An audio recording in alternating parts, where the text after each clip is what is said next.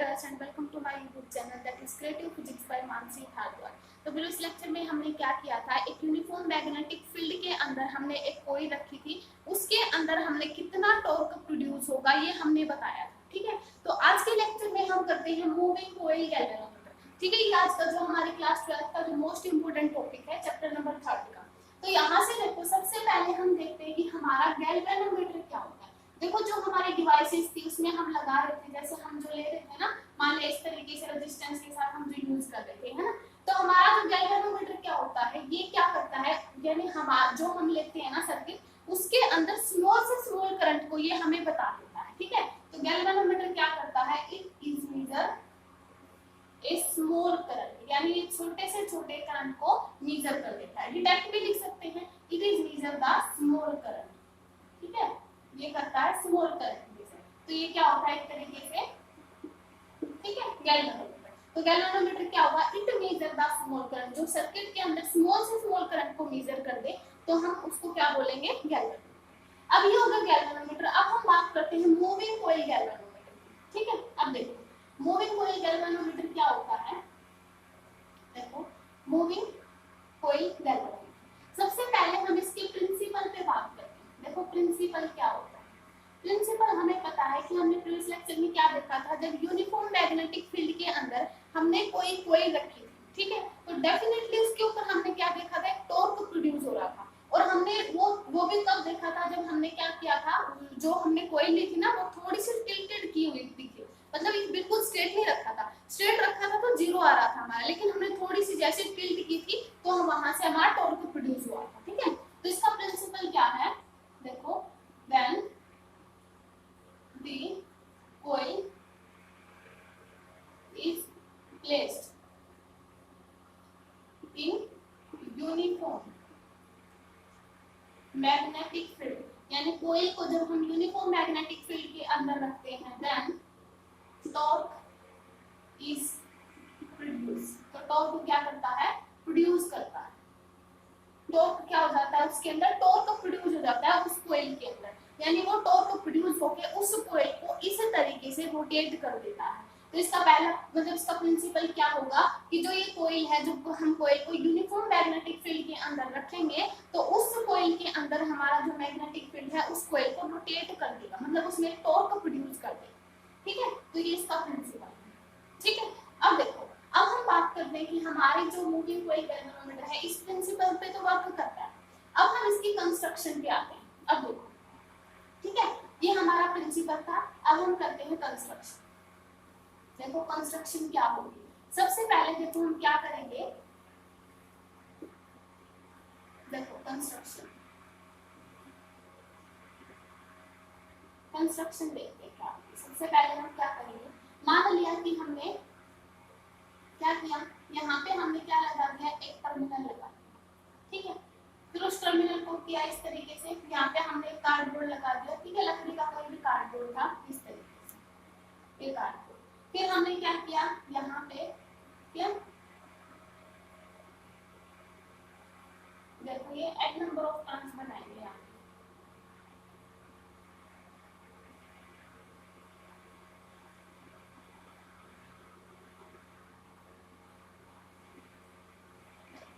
फिर हमने यहाँ पे स्प्रिंग लगा दिया। ठीक है, फिर हमने यहाँ पे फिर से क्या लगा दिया, एक टर्मिनल।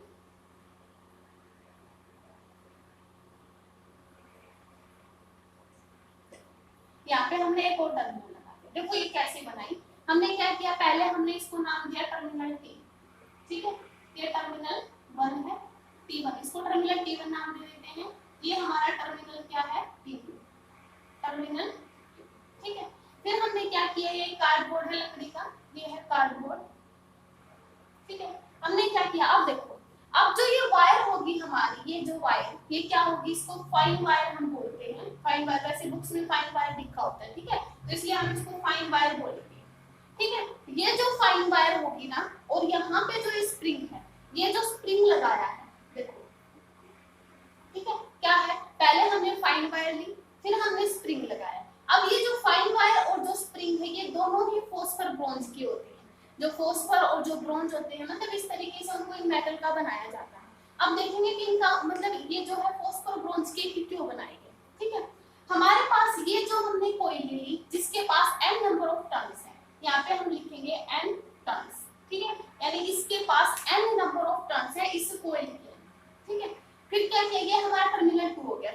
हर चीज ऐसे होगी। अब क्या हो जाएगा, देखो यहाँ से हम क्या करेंगे, यहाँ से जैसे ही करंट जाए, पहले हम सारी चीजें लिखेंगे, क्या करेंगे, देखो लेट ए टर्मिनल T1 टर्मिनल लिया एंड कनेक्टेड विद, ऐसे करेंगे एंड कनेक्ट विद किसके साथ, एक cardboard and cardboard is also connected, किसके साथ करेंगे, connected with A coil with A n number of turns coil and turns coil, ठीक है, एंड टर्न्स कॉइल के साथ। फिर इस कॉइल के जो one end of coil is connected with A spring, connected with A spring, यानी एक एंड जो हमने हमारे पास जो कॉइल था उसका एक एंड हमने क्या किया, उसके स्प्रिंग के साथ कनेक्ट कर दिया एंड, ठीक है, और एक एंड हमने क्या किया, कार्डबोर्ड के साथ कनेक्ट, है ना, ऐसे लिखेंगे पहले, first and is connected with the cardboard and second and is connected with the spring, ठीक है, ऐसे लिखेंगे, कार्डबोर्ड थोड़ा मिस हो गया यहाँ पे लिखना, ठीक है, तो स्प्रिंग विद द स्प्रिंग के साथ एंड फिर क्या किया, spring is connected and spring is connected, क्या करेगा, विद टर्मिनल, ठीक है, विद टर्मिनल T2। देखो क्या किया हमने एक टर्मिनल T1 लिया और एक कार्डबोर्ड ले लिया, ठीक है, कनेक्टेड विद ए कार्डबोर्ड। अब जो हमने जो कॉइल ली है इसका फर्स्ट एंड कार्डबोर्ड के साथ कनेक्ट कर दिया और इसका जो सेकंड एंड है इसका हमने क्या किया, स्प्रिंग के साथ कनेक्ट कर दिया, स्प्रिंग को बाद में टर्मिनल T2 के साथ कनेक्ट कर दिया। ये हमारा पूरा मूविंग कॉइल गैल्वेनोमीटर। देखो बुक्स में जो होता है ना, इसके अंदर छोटा सा सिलिंड्रिकल जो है सॉफ्ट आयरन कोर भी लिया जाता है, ठीक है, अब वो भी बताएंगे कि वो क्यों लिया जाता है, मतलब उसका मेन रीजन क्या होता है, ठीक है। सबसे पहले हम देखो, पहले इसी को करेंगे, देखो यहाँ तक क्लियर हो गया। अब क्या होगा, देखो यहाँ से आई करंट जाएगा, इसके अंदर आई करंट। अब देखो, अब हमें मूविंग कॉइल गैल्वेनोमीटर का प्रिंसिपल क्या कहता है, मूविंग कॉइल गैल्वेनोमीटर का प्रिंसिपल ये कहता है कि अगर उस कॉइल के अंदर से करंट फ्लो करेगा तो डेफिनेटली उसके अंदर एक टॉर्क प्रोड्यूस होगा। तो यहाँ पे हम क्या करेंगे, उसके प्रिंसिपल को यूज करेंगे मूविंग कॉइल गैल्वेनोमीटर की। अब क्या करेगा, जैसे यहाँ से करंट फ्लो करेगा, देखो इस तरीके से करंट फ्लो होता जाएगा, ठीक है, ये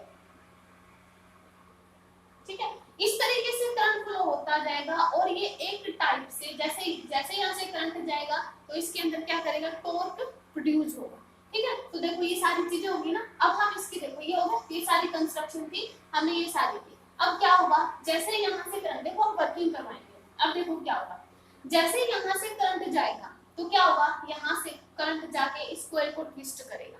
अब देखो यहाँ पे जो स्प्रिंग हमें पता है फॉस्फोर ब्रोंज की थी, अब डेफिनेटली यहाँ पे ये कॉइल को क्या करेगा, ट्विस्ट करना शुरू कर देगा। अब देखो ये क्या होगा, अब इसकी कंस्ट्रक्शन करें हम, देखो कैसे करेंगे, इसको रिमूव कर देना यहाँ से, ये वाली रिमूव कर देना, ये वाला। अब हम इसकी वर्किंग करेंगे, इसको हम यहाँ पे लगा देते हैं ना टर्मिनल T को, T2 को, ठीक है, ये हो गया, ठीक है। अब हम यहाँ पे इसकी वर्किंग करेंगे,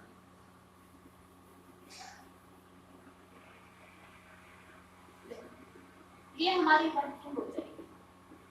देखो वर्किंग कैसे करेंगे, देखो जैसे ही करंट जैसे यहाँ से फ्लो करेगा तो क्या होगा, जब यहाँ से करंट फ्लो करने लग जाएगा तो जो हमारा आई है अब ये इसके अंदर जाएगा। अब हमने देखा था प्रीवियस लेक्चर में, हमने जो इसके अंदर जो हमने कॉइल को magnetic field, uniform magnetic field के अंदर रखा था, तो उसमें जो टॉर्क प्रोड्यूस हुआ था वो हमारा कितना आया था, दैट इज द टो is equal to NIAB sin थीटा। ये हमारा टॉर्क है, ठीक है। ये हमने टॉर्क देखा था ना जब हमने यूनिफॉर्म मैग्नेटिक फील्ड के अंदर हमने जब एक्विस को रखा था कॉइल को, तब इसके अंदर ये वाला टॉर्क प्रोड्यूस हुआ है ना।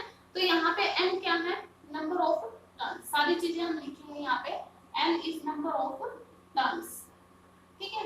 I हमारा क्या होगा, current in each turns, current in each turns, हर एक टर्न्स के अंदर जो कितना करंट होगा। ए क्या होगा, एरिया, एरिया वेक्टर, ठीक है, मतलब हर जिसके अंदर जैसे एरिया होगा ना तो एरिया वेक्टर बोल सकते, ठीक है, एरिया होगा, एरिया ऑफ ईच टर्न्स, ठीक है।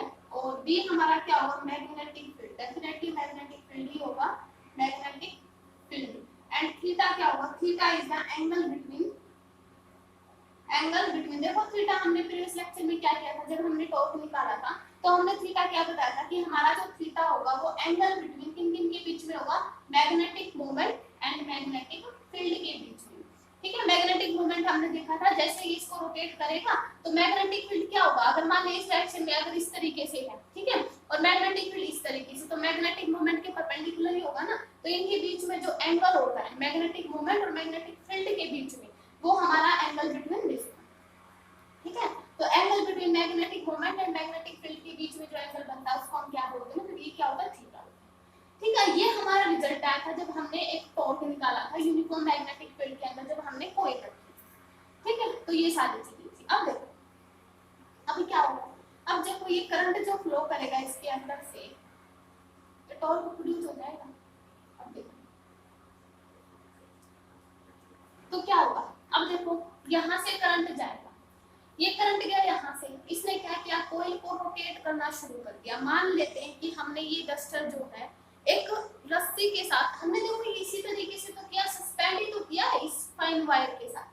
तो हम मान लेते हैं कि ये हमारी कोई रस्सी, ठीक है, हम ऐसे मान लेते हैं कि ये हमारी रस्सी है, इसके साथ हमने इस डस्टर को क्या कर रखा है, बाइंड, मतलब हम ऐसे कह सकते हैं सस्पेंड कर रखा है।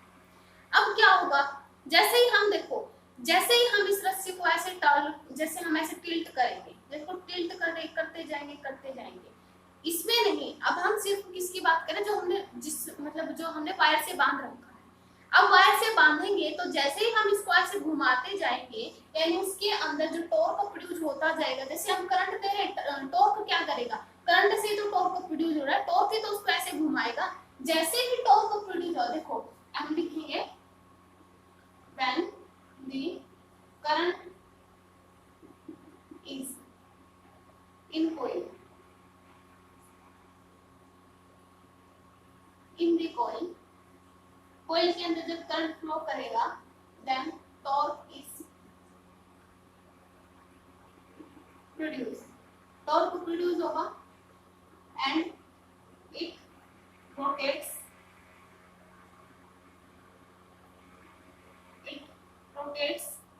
the coil, rotate बोल सकते हैं, डिफ्लेक्ट कर सकते हैं ना, it rotates the coil।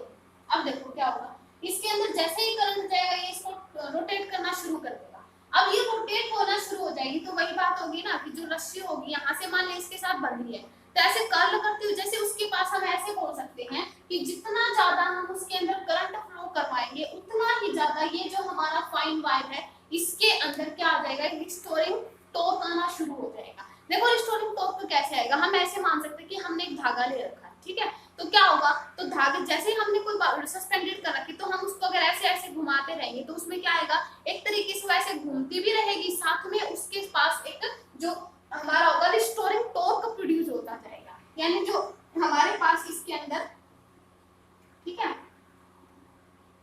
So body produce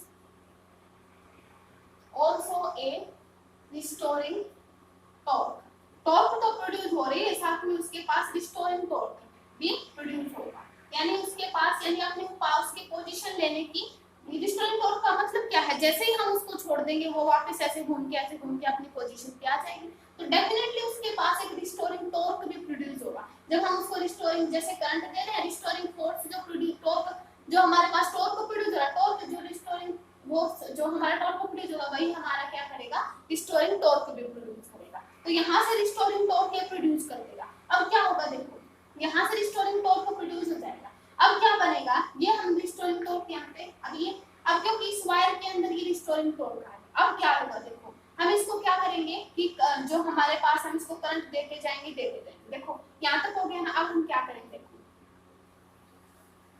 ऐसे लिखेंगे, so when we increase the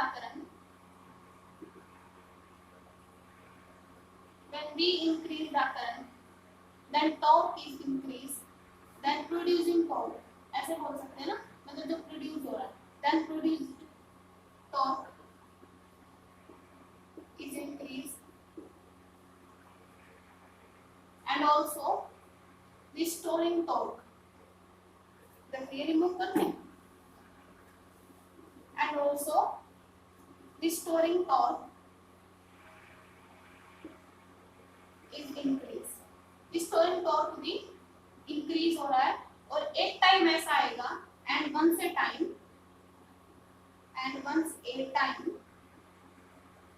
ठीक है, एक टाइम ऐसा आएगा वेयर रिस्टोरिंग फोर्स, मतलब जो टॉर्क प्रोड्यूस है, अप्लाइड टॉर्क बोल सकते हैं, ठीक है, वेयर अप्लाइड फोर्स,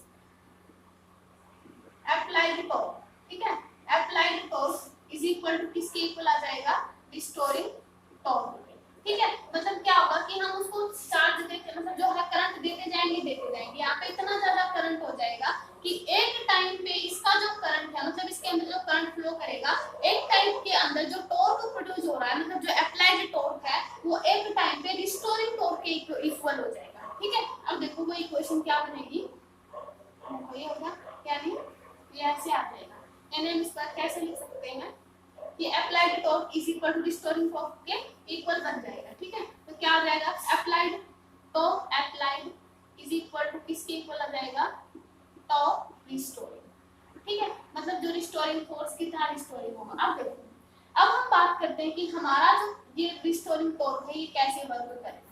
देखो हमें पता है कि हमारा जो अप्लाइड फोर्स है यहाँ से, कि जो क्योंकि रिस्टोरिंग टॉर्क जो प्रोड्यूस होगा ना, यहाँ से टॉर्क रिस्टोरिंग है, इसको हम क्या बोलते हैं, टोरोइजनल कांस्टेंट, टोरोइजनल कांस्टेंट, ठीक है। मतलब क्या हो जाएगा, देखो ये इसको ट्विस्टेड करना शुरू कर देगा ना, तो उसको ट्विस्टेड करना शुरू कर देगा तो डेफिनेटली उसके पास एक टोरोइजनल कांस्टेंट आएगा।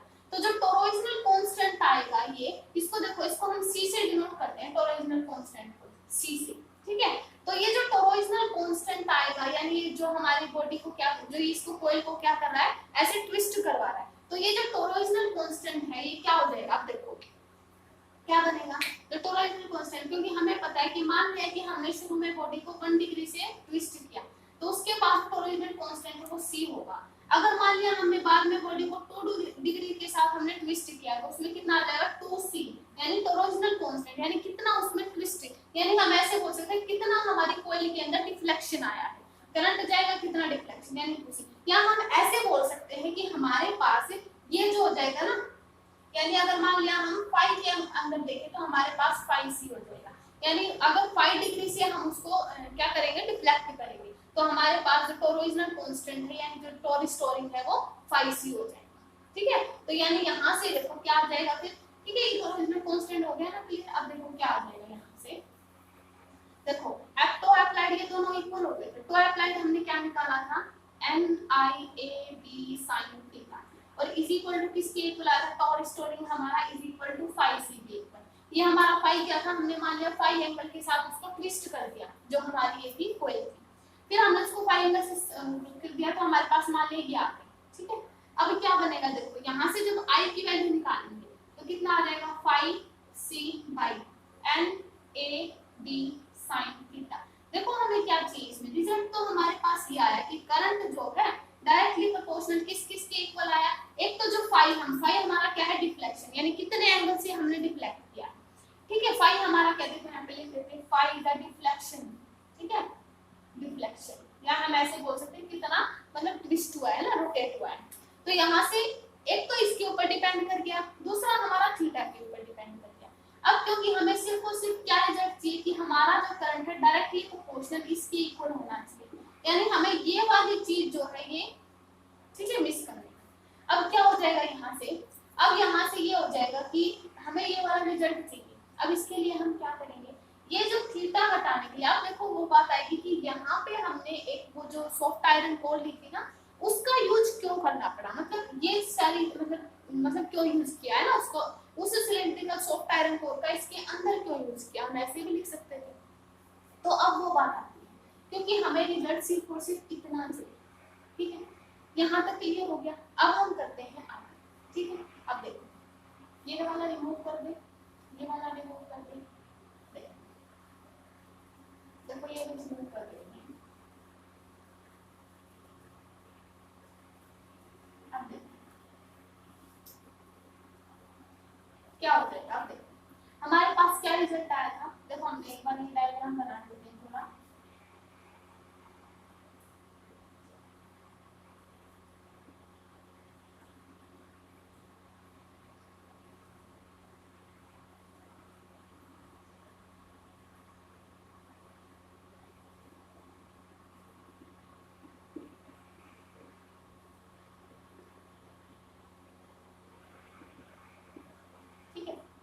ऐसे डायग्राम तो ना।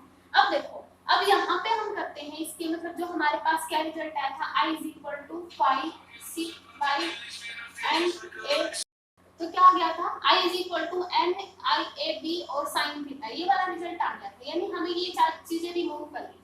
अब देखो ये चीजें रिमूव करना चाहिए कि हमारा जो करंट है सिर्फ और सिर्फ रोटेशन पे डिफ्लेक्ट मतलब डिपेंड करना चाहिए, है ना, सिर्फ और सिर्फ रोटेशन पे आना चाहिए। अब देखो, अब हमें क्योंकि sin थीटा रिमूव करना है, अब देखो five we use a soft iron core या फिर हम इसको साइड में यूज करते हैं रेडियल फील्ड। देखो बुक्स में लिखा होता है कि कई बार हम इसमें रेडियल फील्ड का यूज करते हैं। अब देखो उस रेडियल फील्ड की जरूरत क्यों पड़ी, ठीक है।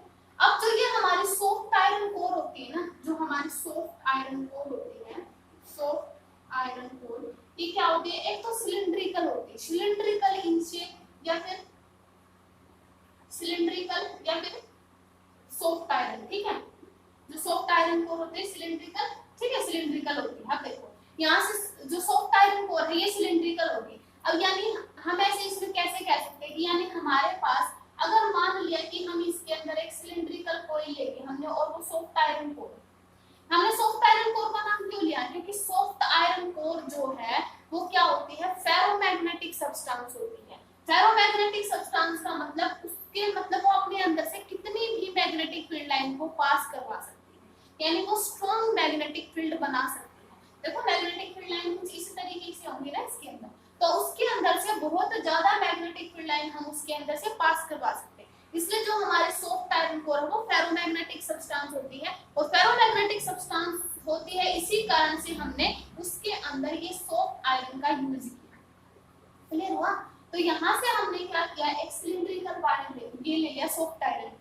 अब ये सिलिंड्रिकल सॉफ्ट आयरन कोर क्यों है, देखो यहाँ से अगर मान लिया सिलिंड्रिकल सॉफ्ट आयरन कोर है, ये तो हमारे सामने वाला डायग्राम है। अगर मान लिया कि इस ये सिलिंड्रिकल सॉफ्ट आयरन कोर है और मान लिया हमारे पास ये हमारी कोइल है पूरी, ठीक है, इस तरीके से अगर मान लिया उस सिलिंड्रिकल आयरन जो हमारे सॉफ्ट आयरन कोर है उसको इसके अंदर रखते हैं, क्योंकि अंदर से तो वही है ना, अंदर से तो खाली है ना, होलो ही है ना, तो क्या होगा इसके अंदर जैसे ही हमने सॉफ्ट आयरन कोर रख दिया, जब हम सॉफ्ट आयरन कोर को सिलिंड्रिकल है ये, अगर हम ऊपर से देखेंगे इस सॉफ्ट आयरन कोर को तो हमें देखो कुछ इस तरीके का डायग्राम दिखाई देगा, जैसे कि इस तरीके से है ना, देखो यानी हमें इसके ऊपर से कुछ इस तरीके का डायग्राम दिखाई देगा, है ना, क्योंकि नीचे से तो पूरा सिलिंड्रिकल है ही, ऊपर से हमें ये इस तरीके का स्फीयर सा दिखाई देगा। तो अब क्या होगा, देखो ये सिलिंड्रिकल सॉफ्ट आयरन जो कोर होगी देखो इस तरीके से होगी, यानी हम ऐसे कह सकते हैं कि इसके ये जो एरिया यानी ये जो है ना एरिया वेक्टर, ये मैग्नेटिक फील्ड के यानी देखो इस तरीके से ही होगा, इसमें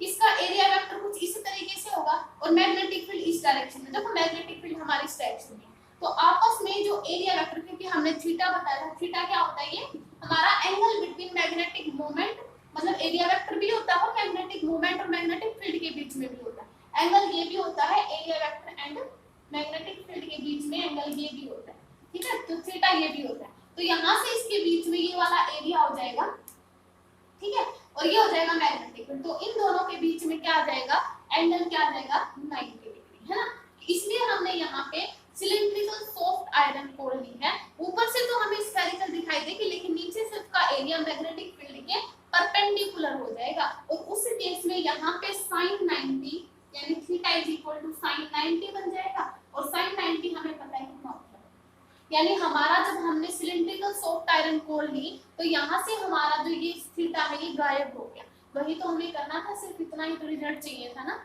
अब हम क्या करेंगे, देखो इसलिए हम देखो इसमें रेडियल फील्ड बनाते हैं, तो रेडियल फील्ड की जरूरत क्यों पड़ी हमें, जैसे इसमें होता है ना कि रेडियल फील्ड क्यों पड़ी, रेडियल फील्ड क्यों लेते हैं, क्योंकि रेडियल फील्ड में हम सिलिंड्रिकल सॉफ्ट आयरन कोर जो लेंगे ना उसमें क्या बन जाएगी, वो रेडियल फील्ड उसके जो एरिया वेक्टर और जो मैग्नेटिक फील्ड के बीच में जो एंगल है उसको 90 डिग्री कर देंगे, इसीलिए तो इसे 90 डिग्री करने के कारण ही हम इसमें जो रेडियल फील्ड लेंगे यानी सिलिंड्रिकल सॉफ्ट आयरन कोर लेंगे।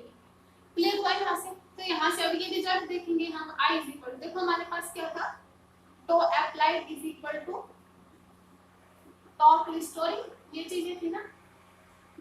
अब साइन थीटा तो हट चुका, हम यहाँ पे NIA भी लिख सकते हैं, और टॉर्क रिस्टोरिंग हमारा आया था 5C, यानी I इज इक्वल टू किसके इक्वल हो जाएगा 5C, और यहाँ पे एन ए बी। यानी देखो हमारे पास अब जो करंट है वो सिर्फ और सिर्फ किस पे डिपेंड कर रहा है, रोटेशन पे यानी डिफ्लेक्शन पे। तो I is directly proportional to phi.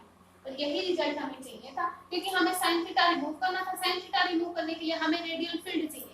Radial field जो है उसमें जो हम सॉफ्ट आयरन कोर जो होता है वो क्या होती है, एक फेरोमैग्नेटिक सब्सटेंस होती है। सारे मतलब बहुत ज्यादा मैग्नेटिक फील्ड लाइन अपने अंदर से क्रॉस करवा सकती है, इसलिए हमने सॉफ्ट आयरन कोर ली। सॉफ्ट आयरन कोर है जो इस कॉइल को एक रेडियल फील्ड प्रोवाइड करवाएगी, है ना। तो रेडियल फील्ड प्रोवाइड करवाएगी, यहाँ से करंट ऐसे होता हुआ और यहाँ से साइन थीटा, क्योंकि इनके बीच में जो एंगल है ये वाला एरिया वेक्टर और मैग्नेटिक फील्ड के बीच में 90 डिग्री बन जाएगा। और यहाँ से साइन थीटा वाले टर्म हटके सिर्फ और सिर्फ हमारा जो करंट है सिर्फ और सिर्फ डिफ्लेक्शन पे होगा। यानी more the current more is the deflection. जितना ज्यादा करंट प्रोड्यूस होगा उतना ज्यादा टॉर्क प्रोड्यूस होगा, जितना ज्यादा टॉर्क प्रोड्यूस होगा उतना ज्यादा उसके अंदर डिफ्लेक्शन होगा, जितना ज्यादा डिफ्लेक्शन होगा उतना ज्यादा हमें, यानी इसके अंदर हमें पॉइंटर और स्केल भी लगाएंगे, है ना। कई बार ऐसे जैसे ये होगी ना कोई, तो इसके अंदर इस तरीके से हमारा पॉइंटर लग, ये हमारा स्केल लगा देता है और ये इस तरीके से हमारा पॉइंटर लगा देते हैं, ठीक है। तो ऐसे लगा दिया जाता है तो ज्यादा से ज्यादा डिफ्लेक्शन को देखेंगे। तो यहाँ से हम इसको कैसे लिख सकते हैं, देखो तो हमारा यहाँ से लिख सकते हैं कि मोर द करंट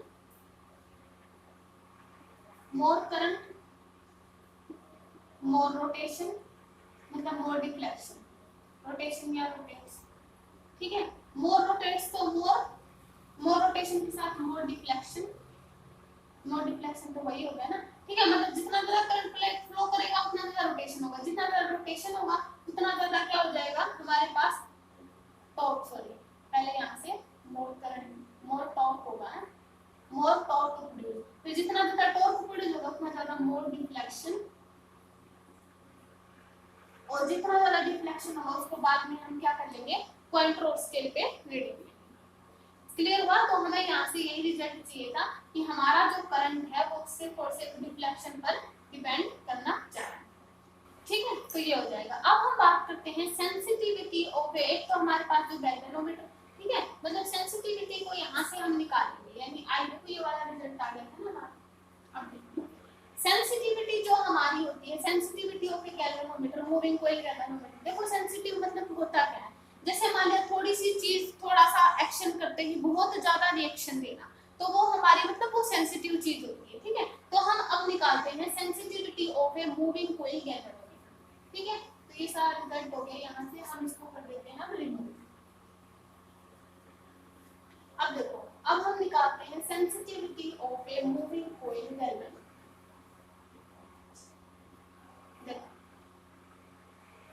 सेंसिटिविटी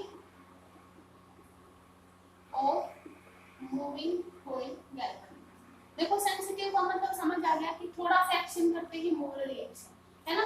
तो सेंसिटिव का मतलब क्या होता है, स्मॉल करंट, यानी हम ऐसे कह सकते हैं, यानी देखो मूविंग कॉइल गैल्वेनोमीटर के अंदर सेंसिटिविटी को हम कैसे समझ सकते हैं कि स्मॉल करंट जाएगा तो भी बहुत ज्यादा डिफ्लेक्शन दिखाएगा हमें मूविंग कॉइल गैल्वेनोमीटर। तो क्या आएगा, small current and more deflection, small current and more deflection, ठीक है। तो छोटे से छोटे करंट जब फ्लो करेगा तो बहुत ज्यादा वो हमें क्या दिखाएगा, ज्यादा से ज्यादा डिफ्लेक्शन। तो ये हमारी सेंसिटिविटी होती है कॉइल, जो हमारा कोई मूविंग कॉइल गैल्वेनोमीटर, ठीक है। अब देखो क्या बन जाएगा, ये आ जाएगा। अब हम देखो हमारे पास जो सेंसिटिविटी होती है दो टाइप की होती है, एक तो करंट सेंसिटिविटी, एक वोल्टेज सेंसिटिविटी। अब देखो सबसे पहले हम करंट सेंसिटिविटी पे चलते हैं। करंट सेंसिटिविटी, देखो हमारी सेंसिटिविटी तो होगी, फिर तो इसके फर्दर दो टाइप्स आते हैं, करंट सेंसिटिविटी और वोल्टेज सेंसिटिविटी। अब देखो जो ये हमारी करंट सेंसिटिविटी होती है ये किसके इक्वल होती है, is equal to pi by I. यानी हम ऐसे बोल सकते हैं कि छोटे से छोटा करंट भी जाएगा तो बहुत ज्यादा करंट सेंसिटिविटी होगी, यानी बहुत ज्यादा डिफ्लेक्शन हमें दिखाई देगा।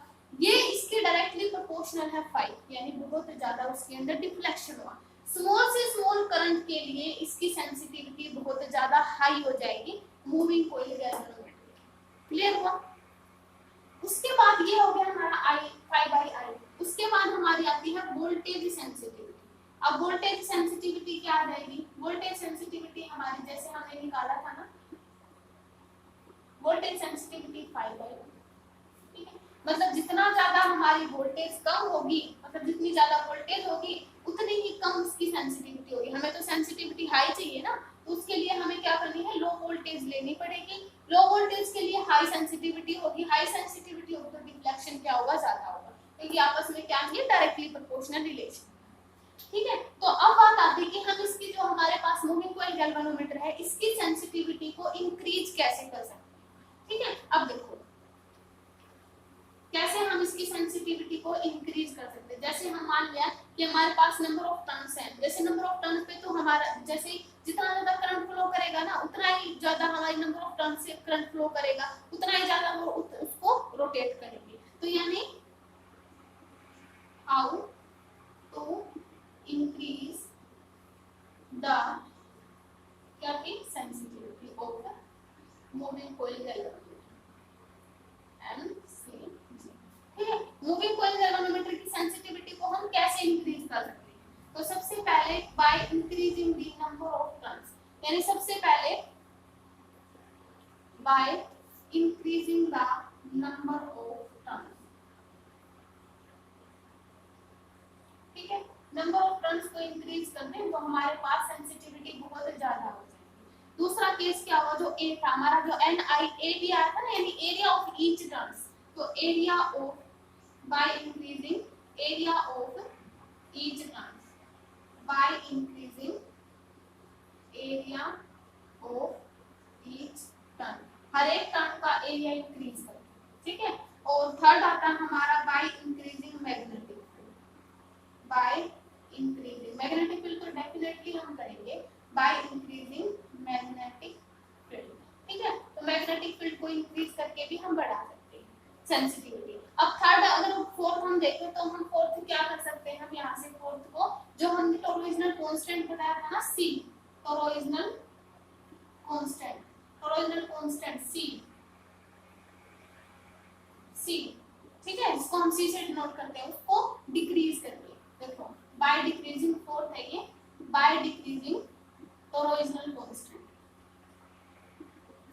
अब टोरोइजनल कांस्टेंट को डिक्रीज करके मतलब देखो टोरोइजनल कांस्टेंट हमने क्या बताया था, जैसे हमने मान लिया कि हमारे पास 1 डिग्री से हमने ट्विस्ट किया तो उसके अंदर जो रिस्टोरिंग टॉर्क है वो C आ गया, 2 डिग्री से हमने किया तो उसके अंदर 2C आ गया। यानी हमारे पास जो हमारा ट्विस्ट था, जो ट्विस्ट हम बोल सकते हैं ट्विस्ट, वो हमारे पास डायरेक्टली प्रोपोर्शनल था किसके, जो हमारा टॉर्क रिस्टोरिंग था, है ना, इसके डायरेक्टली। यानी हमारे पास जो 5 जो C कांस्टेंट आया था, यानी अगर हम इसको डिक्रीज कर दें तो हमारे पास C क्या बन जाएगा, देखो ट्विस्ट जो बनेगा, ठीक है, यानी इसको हमने 5 एंगल तक ट्विस्ट किया था, इज इक्वल टू क्या आया था, ये था ना हमारा 5 एंगल तक ट्विस्ट किया था, और C